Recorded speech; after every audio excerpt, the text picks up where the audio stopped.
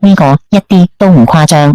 喺製造業 ，AI 正喺度優化生產線，預測設備故障；喺零售業，佢就大規模咁為每位顧客度身訂造個人化體驗。但最直接嘅影響係數據分析師、軟件開發人員，甚至係項目經理呢類職位，而家都要求具備 AI 嘅實際應用知識。呢個唔係話識 AI 就係加分項，而係唔識 AI 嘅話，你根本連呢啲位嘅門檻都摸唔到。數據可以證明呢一點。根據普華永道 PwC 嘅全球 AI 就業晴雨表，擁有極強 AI 技能嘅員工，佢哋嘅人工比做同一崗位但冇呢啲技能嘅同事高出超過50%。再睇世界經濟論壇嘅未來就業報告，到2030年 AI 會喺全球創造1.7億個新職位。能夠捉住呢個機會嘅人，會係嗰啲真正理解 AI 點樣運作嘅人，而唔單止係識得用 AI 嘅人。點樣快速掌握技術，攞到國家認可嘅資質，同時亦都可以攞到國際認證。香港金融科技學院為您提供 AI 智能體營運工程師認證。